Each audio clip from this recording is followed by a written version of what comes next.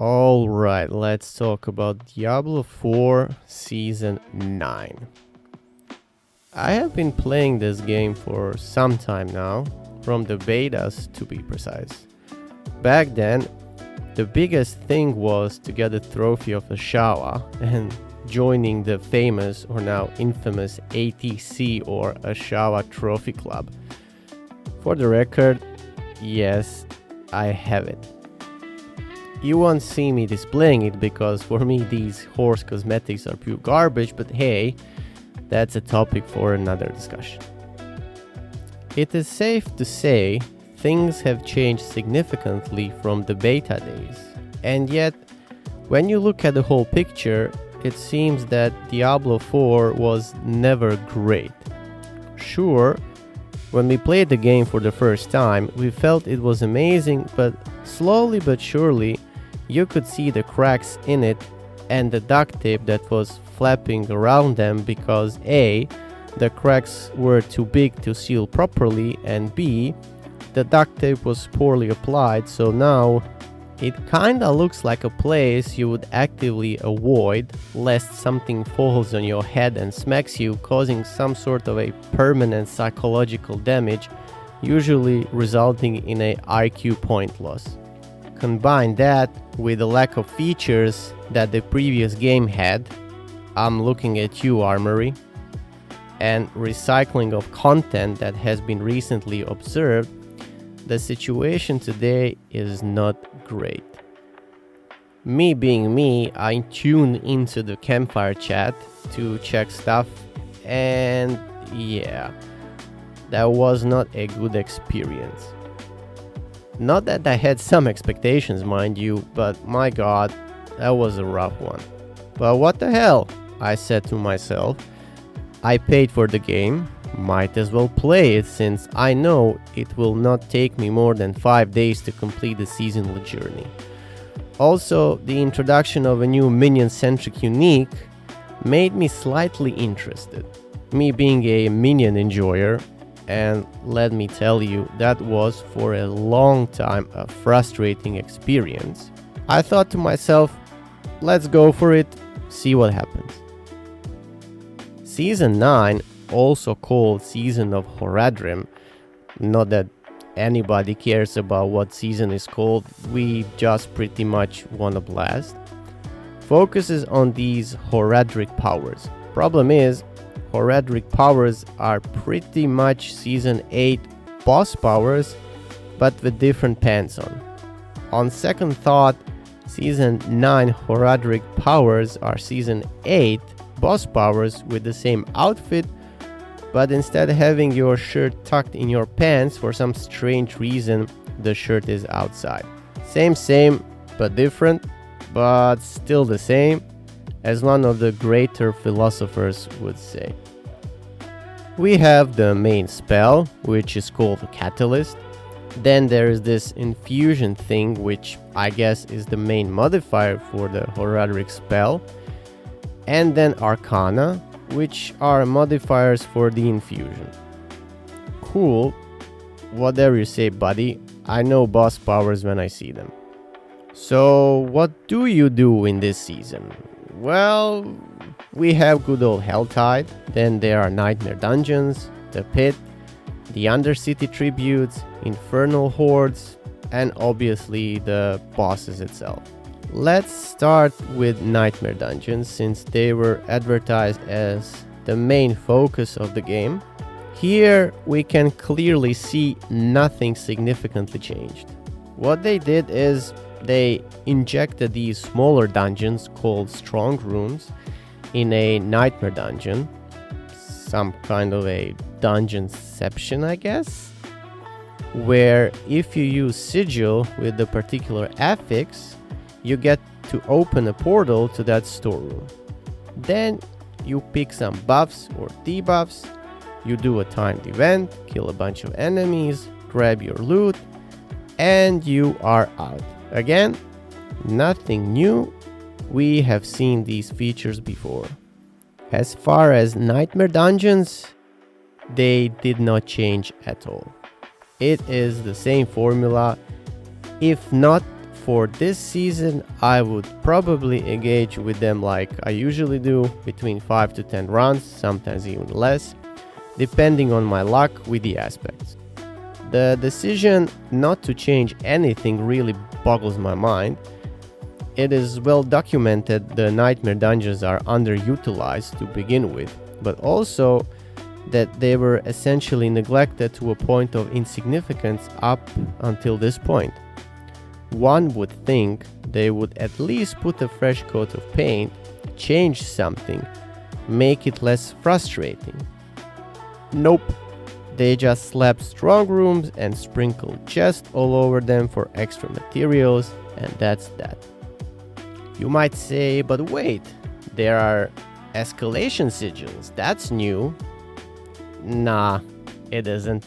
It's just 3 dungeons chained together with the possibility of bumping into a strong room while you're doing them that culminates with a boss fight. This is not new, just camouflaged as new, but longer. In fact, 3 times longer. Just a quick break. If you enjoy the content on this channel, consider subscribing and liking the video. It helps a lot. Now back to the topic of the video. The reputation grind is the same, like before. There are also special gems with various enhancements, both passive and active buffs. Again, same like before. Hell Tide is the same, this time only one type of Hell Tide with the usual color. For some strange reason, it is still enjoyable like before. Bit is the same, Infernal Hordes are the same, Undercity with the tributes, it's all the same. Bosses are the same, everything is the same. Now, the introduction of the new Necromancer unique, the Hand of Naz, was something that made me curious and ultimately convinced me to jump into the game. I gotta say, running with 12 mages who are blasting everything around me feels really cool. Also, the unique power is amazing. The first part, which is when a skeleton mage attacks enemy 25 times without dying, it upgrades to a skeletal archmage, is just extra power, and I would argue a very Giga Chad sight to witness. Second one is even better. Skeletal archmages teleport to safety when attacked, and their attacks occasionally shatter on impact, dealing 50 to 100% increased damage to the target and up to 3 additional targets. I would say this is exactly what we needed for a minion playstyle. Minions looking badass and minions avoiding or rather being immune to crowd control. Here's me hoping we will finally be able to make something out of a Death Speaker amulet if the devs actually want to do something about it. Blood Surge and minions can never go wrong. The playstyle is what you would expect from a minion playstyle, given the fact we still don't have attack command available as a dedicated option. I don't count Decrepify because nobody is using that thing manually anymore. Overall, a pleasant surprise. Now, let's talk about the bad things. Let's start from the obvious one. You might have seen it in the footage, which is rubber banding and server lag. I guess at this point I'm not surprised, this is still a thing, and it looks like I'm the lucky one, because apparently some people have it worse. Then we have the too many effects on the floor from the new spells, which essentially means I cannot see where my character is stepping, which then leads to stupid deaths I cannot avoid. I've killed so many bosses and I know all of their patterns, but when I don't see what's on the floor, it basically means nothing because I still keep getting hit because essentially I don't see what's hitting me. The next part is about resistances and armor, which as far as I can see means nothing if you can get one shot by a boss power. Sure, the big ones, the big hits should be avoided because they should be telegraphed properly, but the quote-unquote normal attacks should not do that. I experienced the same things as well in the last season, and I can say it is very frustrating. The lack of a general goal is still a big one for me. Let me elaborate a bit more. See, back in the day with Season 1, the main goal was to reach Nightmare Dungeon level 100. That was considered to be the pinnacle challenge. Then we have Abattoir of Zir. Then there was Lilith. Small digression on Lilith, it's still unbelievably abysmal, avoided like a plague.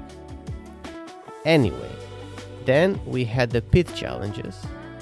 All of this means, or meant rather, that we had something to strive for, something to push forwards, something that will keep us going, finding new loot and improving our gear and stats, even for a minuscule amount like 1-2%, because that can make a difference, or rather, that could have made a difference.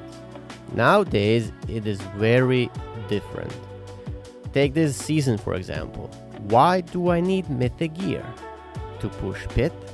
Well, why do I want to push pit? What am I getting from that? I just can't find a reason. And I reckon that's my main point. There is zero incentive in the game after you complete seasonal journey to do anything else other than chasing for a personal goal that you defined yourself. Last season, I was actually aiming to get the mythic uniques. Granted, I made a 50 billion gold sale, so I was able to buy boss materials, and I was buying them like a madman. And that pretty much meant I was brute forcing myself towards the unique. But still, I pushed forward, got the items I wanted, and then I stopped playing. This season, I didn't even wanted to do it. Completing the seasonal journey was good enough, and that was it. And it took me under 45 hours. Speaking about buying boss materials, the economy in this game is mega bad. It is insane what is happening with item duping, and it is uncontrolled, rampant, and to be honest, a bit disgusting. However, if you are trying to profit out of this situation, because why wouldn't you, the main strategy, like the previous season, is pretty much hope for a good drop, sell it, buy boss materials, get mythical uniques, and it is game over for you, because congratulations, you won the game. In terms of item drop rates, it seems that the rune drop rates are a bit better, but the items, rather the GA gear, feels the same like the last season. If your personal goal is to have the best possible items in terms of greater affixes, I say unto you good luck, because it will be a very long season for you in order to gather everything what you need to make your build as perfect as it can possibly be. What disappoints me the most in this season, since I have already lowered my expectations significantly, is the recycling of the content. Other than the new uniques, everything feels the same, and that is extremely worrisome. It seems Diablo 4 has become a what I would call minimum effort game. Looking at the 2025 roadmap, the next season, dubbed Infernal Chaos, will give us Chaos powers and Infernal Hordes update. When you translate that to normal speech, it means same boss / Horadrim powers and some touch up on Infernal Hordes. Maybe they will fix some bugs and stability issues, but that's a big maybe. Oh yeah, there's also a new collaboration. Whatever, nobody cares. Then we have the new expansion in 2026. So pretty much nothing new for Diablo 4 until the new expansion hits in 6 months or so, I reckon. Considering we have been drooling for a holy class, I bet this is going to be the main selling point. Unless they want to explore quote-unquote creative freedom, whatever that means, instead of giving us what we actually want. to finish this ramble slash opinion slash whatever the hell it is not a good period to be a Diablo fan. Sadly, but it is what it is. That's it from me. Until the next time.